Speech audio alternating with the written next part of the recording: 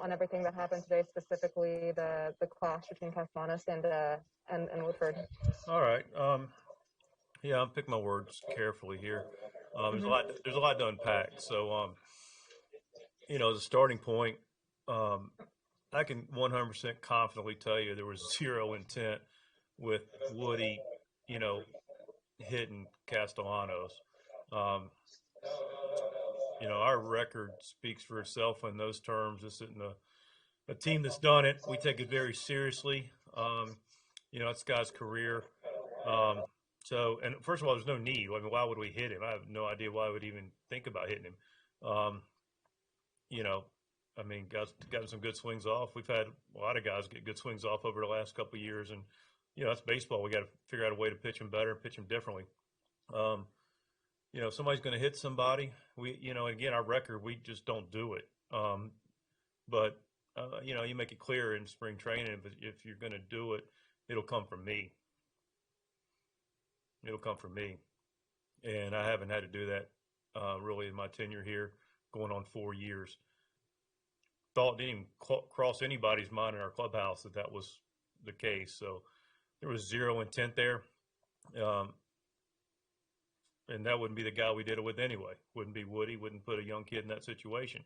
But I don't put people in that situation anyway. So, and I'm confident he didn't take it upon himself. Now, do I blame Castellanos for being upset? Not at all. No one likes to get hit in the ribs or wherever he got hit, with 92 or 93, whatever it was. So, we thought it was a dead issue. And then, kind of a perfect storm. I think that probably just, candidly, I'd forgot about it. Didn't like it, trying to, manage, compete in a baseball game. And, ball gets away and we got to play at the plate. And, of course you got contact there and two guys making a hard baseball play. Again, nothing wrong with that. You got a hard, slide. Great. You got a guy trying to come in and compete and get that out, get out of the inning. They get tangled up. Again, it's baseball. I had to watch the replay because I kind of had a sense of what was taking place. So at that point, your radar's up a little bit, and then I'll watch the replay. And at that point, there's no need to stand over somebody and taunt somebody. Just not. There's just not a place for that in our book. And then then here we go. We got the guys coming out, and I got to tell you, I was pleased because our guys came out there. We're not going to take it. I know Yachty went immediately right at him. Got sidetracked by Moose. Woody, to his credit, got up and was like, I'm not going to sit here and be taunted. Good for him. And then it broke out from there. And we're not in that circumstance a lot. This is a group that doesn't have a lot of. We come to play baseball. We're not here for a sideshow. But it breaks out. And you look up and you got Nolan in there, you got Goldie in there. Obviously, Yachty's going to be in there. DeJong, our whole group was in there. Fast and Furious, Carp, the guys that lead this club, and they weren't happy about it. They were rightfully standing up. Is there a spot in the place in the game ultimately for that? Not really. We're here to play baseball and entertain fans in that way. But I was pleased. Again, didn't start it, but Woody got up and did what he had to do, and Yachty was going to do what he had to do, and the guys came in to be there if it got to the next level, and did the best we could to diffuse it, said our piece, and the rest you kind of saw. I'm sure there's some follow-up questions to it. Last thing for me, this is the first kind of brawl of the MLB season, and they have especially been very cognizant about their protocols for COVID. Are you concerned in any way that there's going to be kind of maybe an example made out of this incident so teams don't do it in the future? Yeah, I mean, you're concerned. I mean, that's the one reason you don't want to have them. That's the reason that you try to diffuse them. You say your piece. You say your piece to whoever. You have your head on the swivel in my job. But again, I'm not going to sit there and wear it from anybody. And our group wasn't going to do that. Am I concerned about it? We had our shot, so we'll see what happens. That's the reason there's really nothing called for in it, because all it does is get somebody potentially hurt and, creates, circumstances. But, we'll take it where we lie. I'm comfortable and confident with how our team reacted on a lot of different levels. And That's all I can do. Whatever falls out from there, it falls out. Thank you. Yes, ma'am. Jeff Jones? Mike, how do you evaluate Adams' outing today? When we talked to him, he said he wasn't sure he'd ever been in anything like that third where there was so much soft contact, strange contact that just happened to find every hole on the infield, it seemed like. Yeah, I mean, effectively, probably the one pitch you'd want to have back, I hadn't looked at it, is the one to Barnhart, put a good swing on him. And, we looked at it and sitting there living, it was just, a little bizarro world. I don't think there was 6 balls hitting under 80 miles an hour.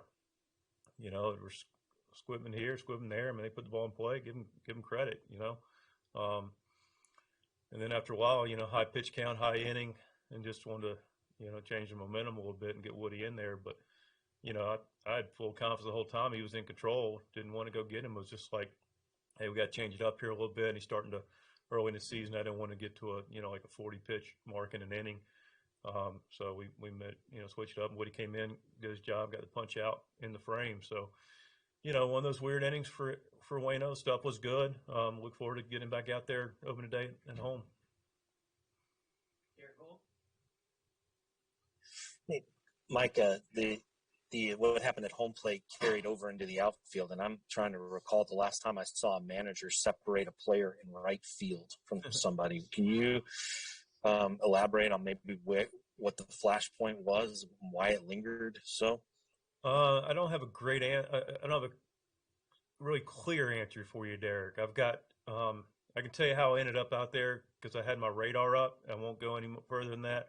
I had my radar up that some of the principles that were involved. And again, I've looked at it. I saw it in real time.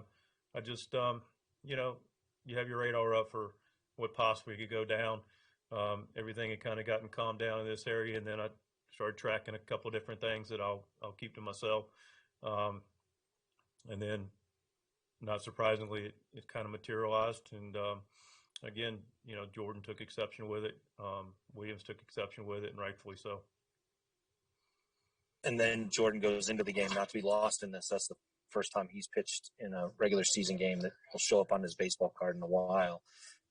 Given what happened and his role out there in it, what did you see? And then also just from his health. I mean, he obviously got his composure back and then was able to let it soar. Yeah, I was happy for him. It's a microcosm of the group today a little bit, but really specifically to Jordan in a sense that, man, he got his composure back. That's a microcosm of the group. Guys got the composure back, went back to playing, and we gave ourselves a chance the whole way. Had a couple opportunities to get back in the game, and of course, Nolan popped his first one out of there. But specific to Jordan, great for him. It's almost 2 years where this young man hadn't pitched in a game and comes out and probably a little nervous. All they didn't show him, gets behind the count a little bit, and they got the pitcher up there and.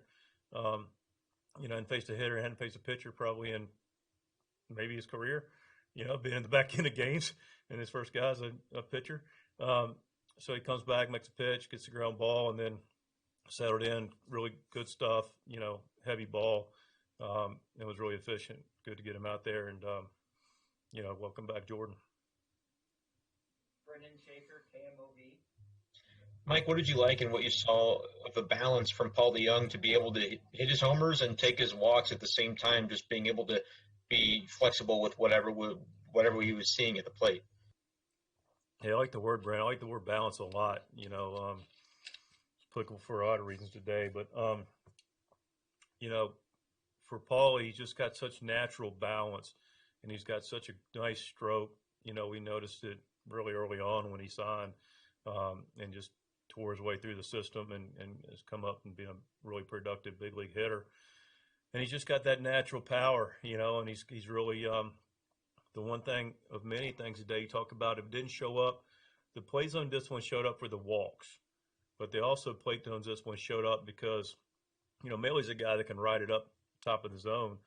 And Paulie took a ball in that first at bat, maybe a ball and a half or so above the zone that, can look good and maybe Paulie takes a pass at it, but Paulie's really disciplined about getting the ball where he wanted today, takes that ball and then puts himself in a good position to, get a pitch he can handle and, smoke it out of the ballpark in the first to give us the lead. And then, stayed within his approach, stayed in the zone. I mean, that's a dangerous approach, and that's what, again, Paul is representative of, and our team's doing. Not going to chase, get them in the zone, put your good swing on it, look to do some damage, and, hit 3 balls out of the ballpark today. So we did a lot of things well offensively and did a lot of things well defensively, and a couple cue balls got in the outfield, and, we had, a little bit of fracas in between. But, otherwise, played a pretty darn good baseball game, just had a couple, big inning that we couldn't do much about. Hey, Mike, your Masters just played these guys a lot. This is game 2 of 18. Do you think, as far as you're concerned, this is what happened is kind of blown over now? You guys were able to finish the game, or do you think this is going to be a storyline here? I don't know. Time will tell, Ben. I mean, I'm a move forward kind of guy. We want to play baseball. We're not going to.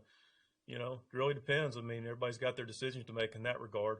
But, we're not going after anybody. We're going to play the game right. We're going to play the game hard. We're going to play the game to win. That's what ultimately come here for. Play the game to win, play hard-nosed baseball. And, time will tell. We'll see. But, I'll walk out of here and review what could have done different or better. But I'm pretty comfortable with how we did it, how I handled it. And very, very comfortable with that, quite honestly. And,